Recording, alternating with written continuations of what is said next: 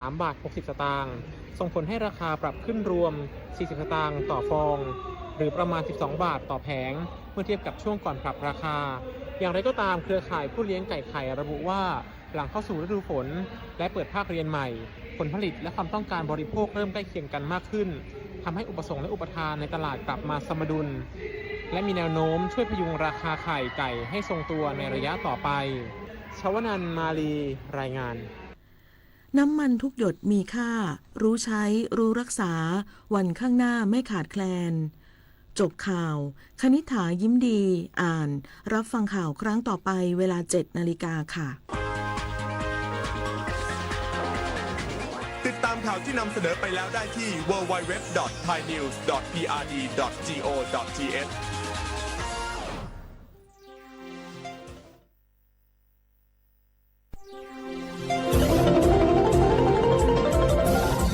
วิทยุแห่งประเทศไทยให้ความรู้คู่ความสุข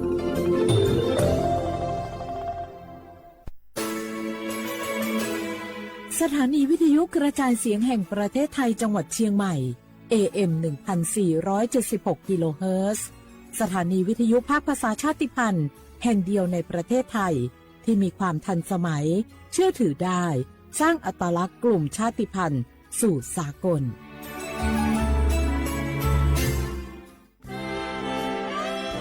ตลอดประวัติศาสตร์ของชาติไทยพระมหากษัตริย์ไทยทรงเป็นพลังศรัทธาทรงทำนุบำรุงและอุปถัมภ์ศาสนาให้เป็นหลักยึดเหนี่ยวจิตใจของประชาชนเป็นแนวทางในการดำเนินชีวิตด้วยความดีงามศาสนาสอนให้คนไทยรู้จักคุณธรรมความดีและความสามัคคีช่วยประคองจิตใจในยามทุกข์เสริมพลังใจในยามเผชิญอุปสรรคเป็นรากฐานสำคัญของสังคมด้วยพระบารมีแห่งพระมหากษัตริย์และศาสนาอันเป็นที่พึ่งทางใจคือพลังศรัทธาที่ล้อมรวมคนไทยทั้งชาติสู่ความมั่นคงสงบสุขและยั่งยืนตลอดไปร่วมเสริมสร้างความรักในสถาบันหลักของชาติโดยสำนักงานประชาสัมพันธ์ที่ 3 กรมประชาสัมพันธ์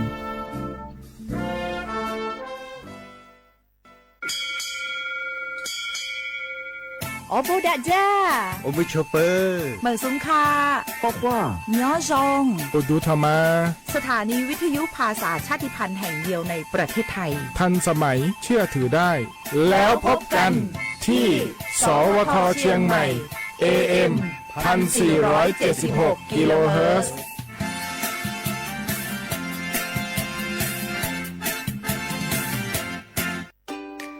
วันนี้คนไทยทุกคนที่อายุ 50-70 ปี ตรวจคัดกรองมะเร็งลำไส้ใหญ่ได้ทุก 2 ปี ที่คลินิกเทคนิคการแพทย์ชุมชนอบอุ่นไม่เสียค่าใช้จ่ายเพียงใช้บัตรประชาชนสังเกตสติ๊กเกอร์คลินิกเทคนิคการแพทย์ชุมชนอบอุ่นหรือจองคิวได้ที่แอปเป๋าตังค์เมนูกระเป๋าสุขภาพเลือกสิทธิสุขภาพดีป้องกันโรคดูแลคนไทยห่างไกลจากภัยร้ายมะเร็งลำไส้ใหญ่30 บาทรักษาทุกที่ที่คลินิกเทคนิคการแพทย์ชุมชนอบอุ่นสอบถามเพิ่มเติมสายด่วนสปสช1330 24 ชั่วโมง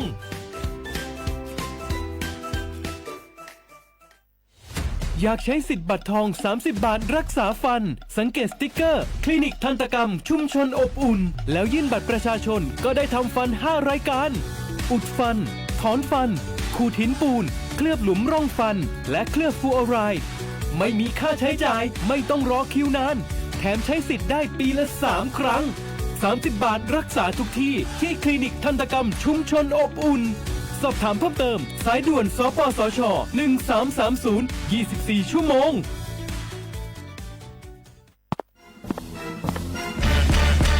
แกลองปะกลิ่นหอมเหมือนขนมหวานที่สำคัญไม่เหม็นเอาเปล่าหยุดเลยนะแกรู้ปะว่าในนั้นน่ะนิโคตินเพียบเลยนะ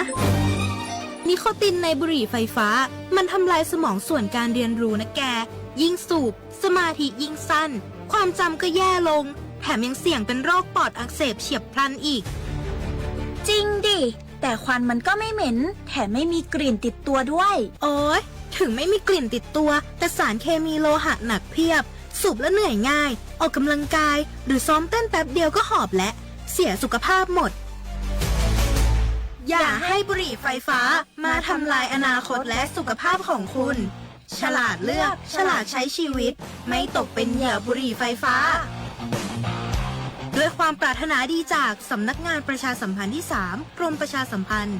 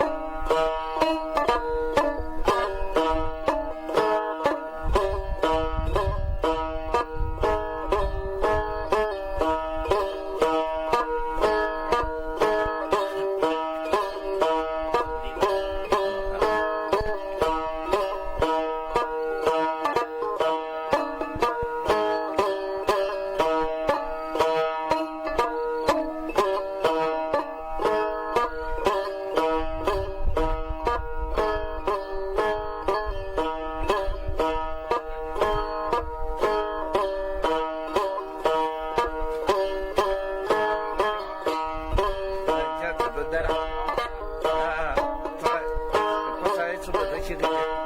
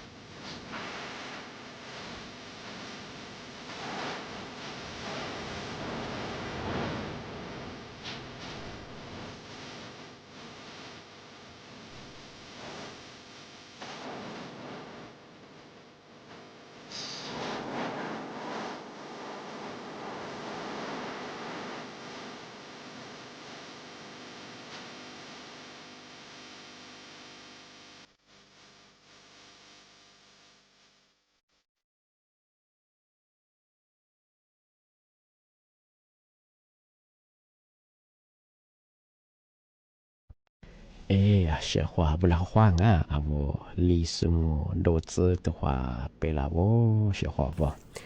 啊我历史我ปากกากู我เป็นยังไงท่าจิ้นใหม่ไงปัจจุบันเนี่ยวันดะสถานีวิทยุกระจายเสียงแห่งประเทศไทยจังหวัดเชียงใหม่ที่ได้แบ่งชื่อว่าอ่าวลิสงตัวมงบันยังเหนิกาดวงนิกาตัวยูที่กางบันที่เมียนิงละลางบันยังที่วิทยุวิทยุคือละลางยินตัวเอาวิทยุบันยังเหกว่ายีระบบยังเห AM ยี่ครึ่งความถี่งบันยังไงยี่ชาตัวบันยังที่ตัวลิฮะสิชิโจวะโจเนี่ยตัวละชื่อว่าบ่เอาวิธีย่องโง่เป็นยังทำไมยังคืออะไรเที่ยวคือที่ดูจังมาดูมันยังคือติ๊กมันจ่อยชัวร์วะมาดูมันโง่เป็นยังที่มันจะที่ขวางจ่อเอายี่ครึ่งกว่ายี่เครื่องยี่เครื่องส่งเอายี่เครื่องส่งมันกว่ายี่สัญญาณส่งก็ไปยี่เครื่องมันยังจ่อจังหวัดลำพูนนะใช่ไงเราจังหวัดลำพูนมันก็ไม่ยาที่กาติขวางานกว่าอัตโตอีปัญหาจะเป็นคืออัตโตมันลามันก็ใช่กว่ายี่ครึ่งส่งกว่ายี่ชาส่งยังไม่ยี่ชายาส่งก็มาคือทำไมคือมันจะที่ขวาที่เล็กกี่เล็กยังไงมาตัวมังถ้าระบบไลฟ์ส่งเป็นยาทำไมคืออัตยังมีไงมาตัวมาคือagaknyaมาตัวมาคือติดเถื่อนมันก็คือดวงก็คือยามีนี่คือtiga itu atau sini gua awi internet bawa ngok awi internet makama ngok tiga tu ma lama mengasih saya ta soyu wenja so nga tiga tu he me te cha ba he ma wa lai so yi ma he jo nga aga he wit ya ma wa lai so yi bang kwa he ngaวิทยุเนี่ยคือติชาวngaวิทยุคือเนี่ยคือตลอดเลยดูว่าเสียชงngaแต่มาว่าเขาแต่มาปีบางที่บ้านผมชอบเขาบอกมาโลเชื่อจังมันยังไงมันจะเห็นใช่ไหมว่าวิธีนี้คือโลคนนี้คือจ้ะโนโลเชื่อจังมันยังคือโนลิสุงนั่นน่ะเชื่อว่ามากกว่านั่นน่ะใช่ไหมคือกว่ายี่ระบบ AM ที่ตัวลิฮาชิสุโจวะโจเนี่ยคือดูละนุพันนาก็มันยังอีเวลาลิสุเนี่ยคือแน่นเป็นยังคือที่ฉุมโมควานีเจโมโดเชที่โมเราเป็นยังคือหนีโมควานีสามโมนาทีเนี่ยควานีนั่นยังไงเปียว่าพันนาบ่คือไงเธอฉุมโมควานีเจโมติขวาที่โมเราหนีโมควานีสามโมติขวาที่หนีขวาตัวเชงที่เนี่ยมั้งแต่บ่คือที่เนี่ยตัวนาทีเนี่ยควานีคือนั่นเนี่ยใช้ชื่อของงานมาคือที่วิทยุที่เดี๋ยวมาโมบัญญัติว่าระบบไลฟ์สดไงฟิสวีเพลงว่าคือสวทเชียงใหม่ AM 1476กิโลเฮิรตซ์ไงถ้าก็มันจะคือมาปีความวิทยุมันนะเบิกไงถ้าฟีบูความยินดีนั่นน่าตื่นนั่งถ้ามาคือเนี่ยบอกว่าปีความนู้นี่มีหนีเมื่อควานี้ซ้ำว่าหมอนาบางกว่าเงินโนสามารถนงว่าอะไรเทจอนยิ่งคือดูย้อนหลังคือยินน่าเฉยของไงอาจจะเป็นยังไงมาบอกว่ากดติดตามถ้าเบอร์มีนี่ก็ทางอาจจะยังว่าสุดแพ้เสียข้อบัวนี่จะนี่มากูจีเวียป้าส่วนนี้ละทีนี่คือแต่ก็ถูกมันยังคือมาเสือสุดจ้ะอันนี้แทงโง่ไม่ยากลิสุงเนี่ยยี่เวลาเนี่ยคือมาจากเนี่ยคืองาสู้ตื่นสู้ไปคือสู้ก็เสื่องอะไรตัวมังเที่ยวมาสาวยี่เวลาจากกันเนี่ยไม่คือแต่กันหัวยี่บ้าคือความเมื่อประดงยี่ตัวที่เรียนจ่าเสียงอันเนี่ยก็ลองบ้าคือบริการลิสุงเนี่ยคืออันเนี่ยยิ่งโคที่โคมันสักวันเนี่ยยี่เวลาเนี่ยเนี่ยโชเนี่ยคือชิมโม่เบื่อความเนี่ยคือเหตุโม่ด้วยสิ่งเนี่ยอันนี้ว่าเนี่ยมันคือชั่วโมงจอนยี่สิงจอนชั่วโมงวันนี้จิ้มโมตัวสิงอันนี้ว่าชั่วโมงแบบว่าอันนี้แทนยาสุกว่า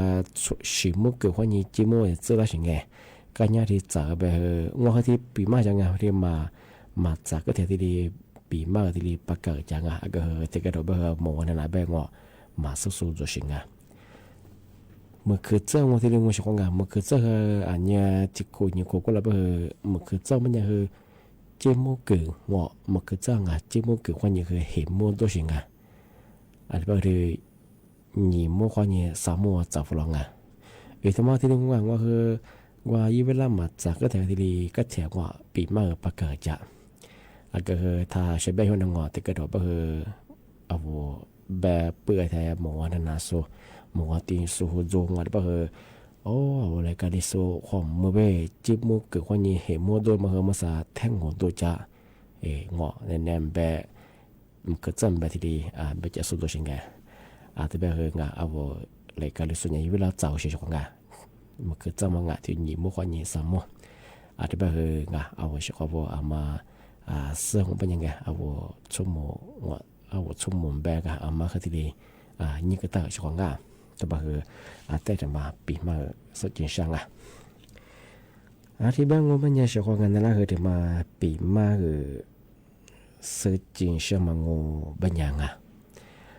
เมื่อสั่งงูเป็นยังยึดข่าวยึดปอหืมยะงอละชูที่บุบก็คือมาคาสูงว่าย่าเอาแท่งของพับแบงค์มาสร้างกระแสอีสุงย่ายี่จะมองงูมันยังว่ายิบโปสเตอร์ยิบตกแต่งยิ่งคือเอามือสั่งงูมันยังโซรัฐบาลหักเขือมาเกิดโดงอกับปากกระเมียกิจการเยี่ยมมาคืออะไรสิยังไงยังคือมาเกยไม่ดูอาชิบุดมาเกยอาชิบุดว่าคือมาเกิดโดงูมันยังคือมือสาที่นาที่มาจัวที่มาเลยมึงหนีมาบ่ดูโควิดนาที่มางออาจจะยังไข้หวัดใหญ่ที่มางอมือสาแบบหลักโซมาเสื้อเขามาคือยามาดูบ่ดูบ่คือกว่าที่เลยฟิบกว่าที่เลยใช้บ่คือขึ้นยาสิไงกันยาแบบเธอยาโซกรมควบคุมโรคไงตื่นนาตะบัวกว่าชิโซยูสุบ้างนั่นยากับกูยังกับเชยยังก็ไม่เคยถึงมามังที่เลยจะมาให้กับมันจะเป็นยังไงที่เลยสูดูแลที่เลยปากกาที่เลยแจ้งเตือนอย่างไงเอายาที่เจ้าหน้าที่สมัครแจ้งเตือนไปเหรอจะสูแต่กระโดดยังค่ะจะส่งห้องไปเหรอว่าดูจะสูงชี้จะสูดูยังไงเกิดดุมเปิดดูอะไรก็ยิมเปิดดูก็จะมียิมเปิดก็จะยิมเปิดจะสมบูรณ์เปิดมาเหรอทำไมที่ดูยังไงที่บ้านผมเป็นยังไงงปีขว่ามาที่เชื่อพามัวงูเป็นยังไงมาคือถ่ายจีจ่าบุรุษที่มาเป็นข้อมูลยุบปองที่สมังบุรุษที่ยาแบบมาที่โควิด-19ไข้หวัดใหญ่มาสบายขึ้นเนื้อมันดูบุรุษมาคือขาดดู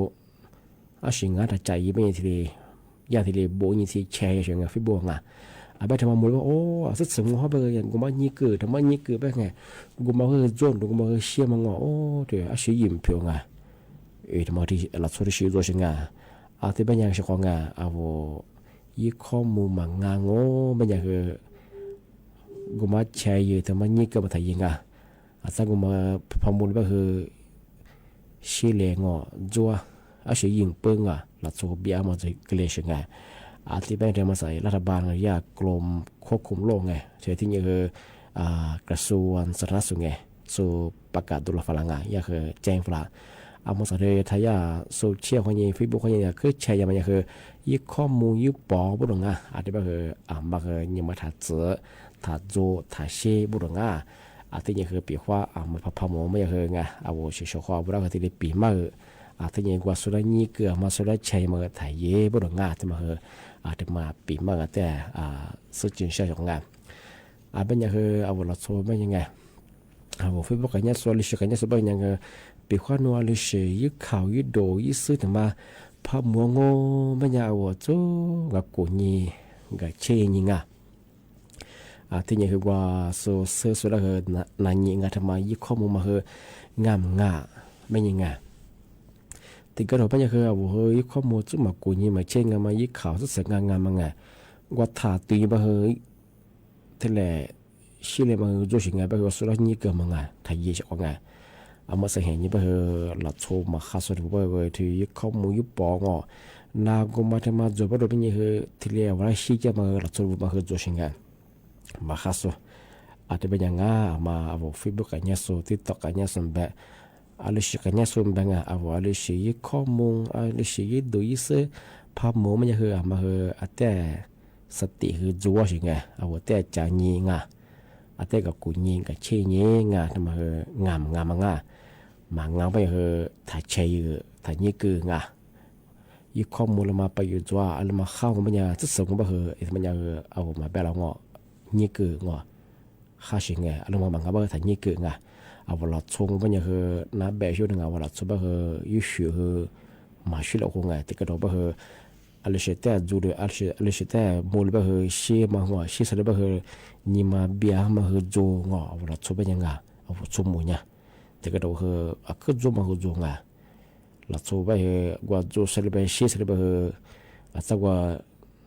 นี่มาเบียมาถึงว่าสักว่าเส้นเลือดเบื่อมาถึงว่าอันนี้ตัวงานเฉพาะงานแบบคืออะไรสิคือไงอะไรมาตัวนี้ก็มัวอีประโยชน์มันโจมาครับเนี่ยคือถ่ายนี่คือไงยี่ข้อมูลปอคือขึ้นอย่างไงทำมาเจนเตอร์ช่างงามาคือจำหมดสิครับว่าที่ยังไงที่มาเทชคือที่เรียนมาโดยไงที่มันยังคือที่ว่าลึกคือชิสุมแบกว่าโลชิสุมแบกว่ายี่แอปควานี่ลูกค้าความมันไง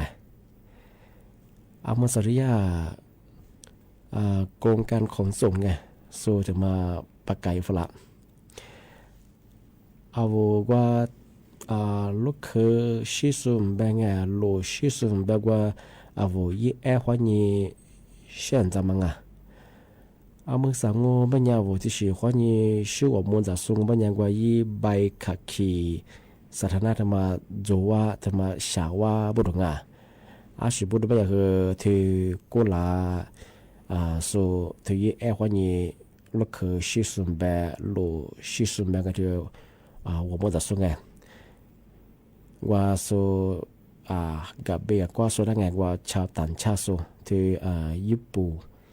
นหลักสุดยิ่งที่เลยบ่หอกันเดือมาที่เรียกสิไงที่เป็นอย่างคือมาสริยากรมการขนส่งไงที่ใบคิดว่าก็ชิโซเอาลูกเคยแบ่งเอาลมแบบที่แอร์เขานี่ชื่อว่ามันจะส่งมันอย่างคือโนใบขับขี่สถานะธรรมชาวะบุรุษไงสิพูดว่าคือธรรมชาวะคือโซอาชญากรไงนุปว่าคือที่กับกุยหน้าเงาะที่กับเชนหน้าไปสิไงที่ภาษามันยังไงปีว่าโซว่าลูกค้าว่าโซเวลากู้โซยี่จุโซอดีตสภาพกิเลสแบบโซที่เลี้ยแจ้นะแบบไงแบบโซของโซว่ายี่บัตรที่ใบขีดไงสถานะความที่เลี้ยกับกุยหน้ากับเชนหน้าแบบไงที่แบบของมันยังไงมาใส่ยาที่ปากกาฝรั่งเอาที่ว่ายี่แอร์ความยี่ชื่อว่ามันจะโซมันจะคือมาคือใบขีดสถานะธรรมชาวะเป็นที่ดีปากกาฝรั่งที่แบบคือว่าแต่มาที่ดีปีบ้าที่เจนตัวอย่างมีอะไรงี้งมันเนี่ยเอายี่สุดมันเนี่ยคือข้ามมาคือมีอะไรชกไงมาข้ามมันเนี่ยคือแต่เงี้ยไงที่แบบคือยากขนส่งไงที่เอาแทบไงเอาแทบมีตัวมาเบียน้ำมาเงาะไอ้หลวงปู่ดูคือส่ว่าความปลอดภัยส่วนน้ำมังที่อีจีเช่นไงความปลอดภัยพอจงงปัญญาฟ้าเชี่ยงงปัญญาคือกับเบียกว่าสูงชาวต่างชาติสูงอันบ่คือกับเป็นอะไรเชี่ยงอันบ่คือโลคือคู่นี้จะน่ายินน่าสิไงอันนี้บ่คือมาสักคือไงยาคือที่เลยแจ้งฝรั่งเอาที่ว่ายี่แอร์ว่านี่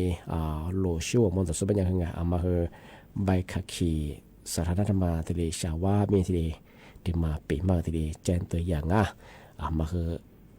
ที่สถาบันไงยี่ที่เลยชาชของงานทำมาก็เข้างที่เป็นยังชของงานมาซะนั่นคือเมื่อกว่าที่ว่าเกินนานชของงานมันยังคือว่าช่วยเราช่วยขอจะยาบ้านที่บ้างจะลำพูจะสู้เด็กฝรั่งนั่นยังชของงาน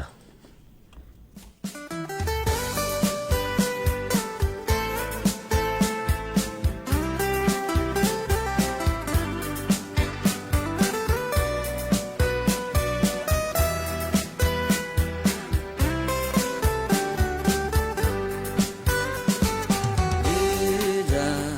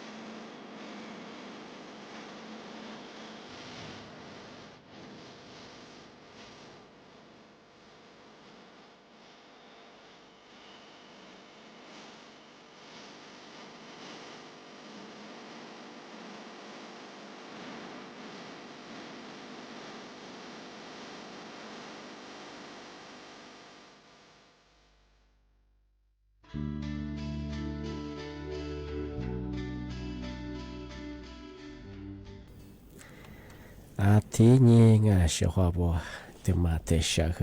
thì mà bị mà thì sơ ta chỉ dẫnมันสริยาปอพอไงปอพอแบบงงมันยังคือกรมป้องกันและบรรเทาสาธารณภัยป่ะสิไงแจ้งเตือนฝรั่งทำไมมันยังคือสาญีควาญีเหตุเนี่ยสิงะที่ ที่ว่าที่เดี๋ยวมาคนแน่ไงโฉหาคนแน่ว่ายี่คนยี่ตัวว่ายาโฉจือกูโคย่าปอพอแบบมังวันเนี่ยเดียวพื้นที่ภาคใต้ตำปวงไงอาลาโฉจังหวัดจังงานมาย่าแจ้งตัวฝรั่งมาจามโมฝาตาบรงงานสานีว่านี่เห็นยังว่ามันจะคือมือหาคือเลี้ยงอ่ะมือหาคือพันเลี้ยงงอมันจะคือไงอาจจะเยอะมาเกินนะงออาจจะยิ่งกว่าดินสลายมั้งอ่ะแล้วปัจจีกว่ายามาดงอแล้วปัจจีสวยยามาเฮงโจอาจจะยิ่งกว่าครึ่งไงกว่าวนนั้นทะเลว่าคือมีเฮโลฮาคือปัจจุบันคือยิ่งครึ่งมาคือคือแล้วเฉยไงคือวันนี้เฉยไงยิ่งเสียมาเงาะมีเสียมาอันตรายเป็นยังไงเลยแจ้งตัวละโชจังหวัดก็ไม่ใช่ไงยูติกับก็คือจังหวัดละนองอาจจะคือจังหวัดพังงาภูเก็ตจังหวัดกระบี่จังหวัดตรังจังหวัดสตูลไงที่มา6จังหวัดไงยากที่เลยแจ้งตัวหลังเอาเชื่อว่าลีซูไงเอาจะทุบว่าจะส่งเป็นยังไงมาคือฝาตาจามโมงาเธอสารยี่ห้อนี้เห็นเนี่ยซะอาจจะยังไงเอายึดข่าวยึดโด่งไงข่าวสารติดตามงานที่เราว่าหน่วยงานเล่าว่ายังไงปีว่าอะไรสิจอบไงสุดท้ายปีมากที่แจ้งตัวอย่างทำไมเดี๋ยวช่วงมันยังเท่าภาคเหนือที่เรื่องเอาเมื่อสั่งมันยังคือเอาภาคเหนือบ้างไงเมืองฮาบางพื้นที่ไงที่ก็ต้องเป็นเมืองฮาคือเลี้ยงช่วงไงเอาที่ว่าอยู่บ้านจะสูงอาจจะลูกคุยเคยมีจะสุบเอามาคือฝาดาจามอาจจะปีความเมืองฮาคือพาเลี้ยงงเป็นยังไงอาจจะเจอมาดูงว่าอยู่บ้านคนนี้สัตว์จะยังมามีชาสุยยังมามีชากล้วยยังมา做些ไงมือหาก็ผลิตเป็นยังห้องมาคือแต่เนี่ยฝาละจมูกแต่ว่าเดจะสูงปัจจุบันมีจะสูงคือจมูกมือหาก็ผลิตงอเป็นยังจะกุจะบคืออาจจะคือว่าดูมันน่าชิงไงแบบคือจะกุจะบคืออาจจะคือที่เลี้ยงตาชิงกว่าขาน่าชิงว่าช่วยมันนั่งแบบคือว่าลูเชื่อสุคือจมูกจะว่าเลยตัว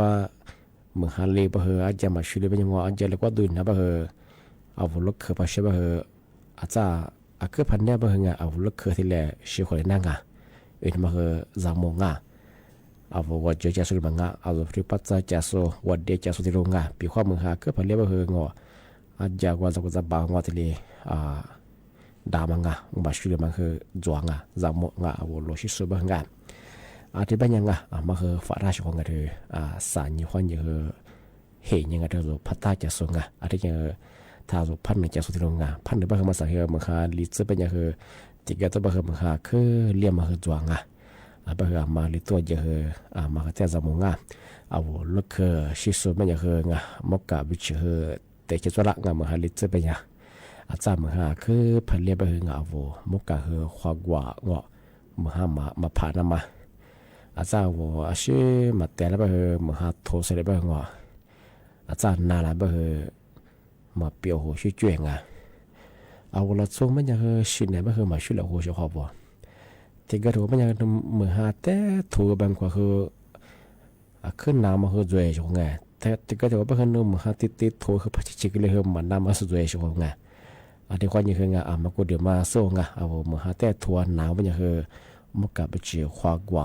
มือหาเรียกว่าคืออะไรกว่าหนานั่นก็คือหนามือความที่มือหาเรียกว่าบาลีจริง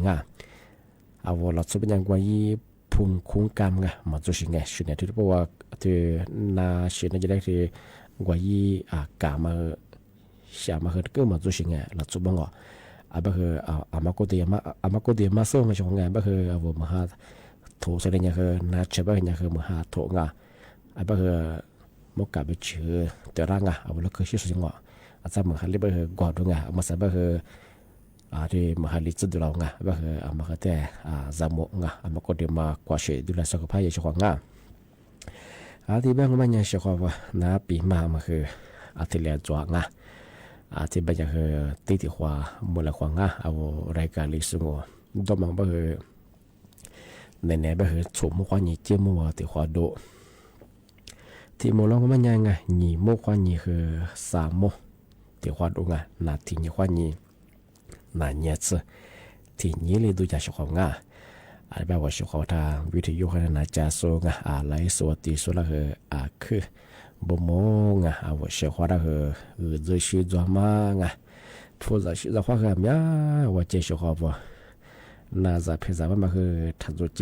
งทีนี้ก็เนี่ยว่าคือด้วยเหอะไรก็เยอะเปียวนี่เขาว่าเลยกุยจริงทีนี้อามาสบายที่ว่าผมหาลิจังมันยังใครเลือกออกจอมาจอเชิงจอมันจอเชิงแต่ยากระทรวงสาธารณสุขเจ้าตัวเรามาหาลิจะมาจามเป็นยังมาหาลิเฮทมันนะบางวันยังก็เลยก็จะกว่าเชิงที่เฮทมาอีฟุมาฟุกันนะมังจามงว่าจากตัวจามก็มาไงแก่จุขวดจุบางวันวิธีตัวความจามกว่าจุนี่จ้านี่แต่เรื่องนี้คือตัวจางที่นี่ถ้าว่าไม่เชื่อความสุขมาก็จามงมาหาลิจังบ้างไม่เชื่อคือตัวยังว่าไม่เชื่อความสุขบ้างไม่เชื่อบ้างมันยังจามาดามาคือโจงจาดามาคือโจถ้าไม่ใช่ไม่ยึดข่าวมาโจเนาะจังหวัดแม่ฮ่องสอนเป็นไงส่วนเนี่ยหลักส่วนใหญ่มาคือไม่เชื่อกูมากูหลายอย่างไม่เชื่อมาคือจาโจเป็นยังไงก็คือกูชื่อหลักความเชื่อไงบ้างคือจาหน้าห้องเป็นยังคือแต่ละเนี่ยเชื่อจาเชื่อไงเชื่อจาไปที่ทั่วแบบงออีชีหัว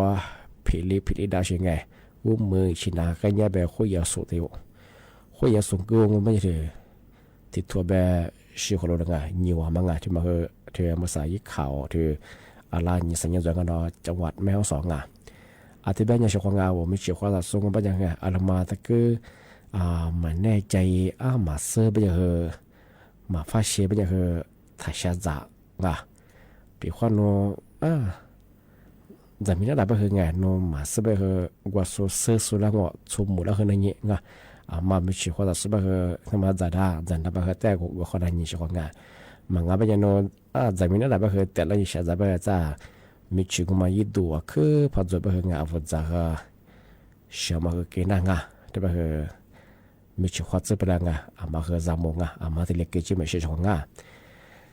ที่บ้านยังว่าเชื่อของว่าปีมาที่เลี้ยงจงไปว่าได้แก่ลิสมุนตัวว่าความมูลของนั่นแหละทัศน์เดี๋ยวที่เอาข้าสวัสดีครับ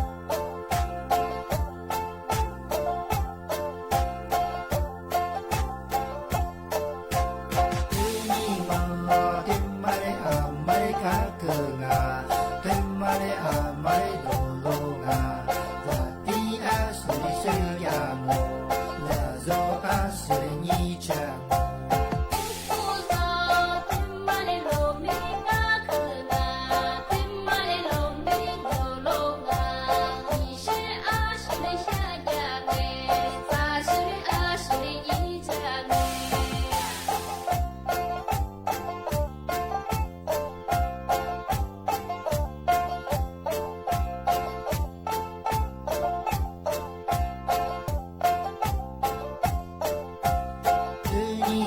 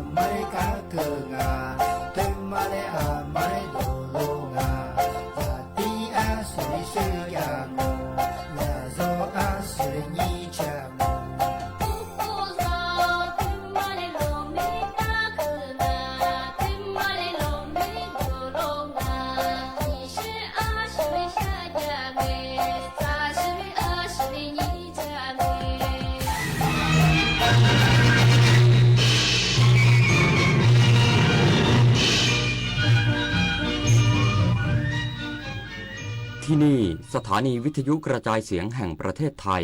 ต่อไปเสนอข่าวซึ่งมีหัวข้อข่าวดังนี้นายกรัฐมนตรีเดินทางเยือนสาธารณรัฐสังคมนิยมเวียดนามวันนี้เพื่อร่วมประชุมอาเซียนฟิวเจอร์ฟอรัมผลัก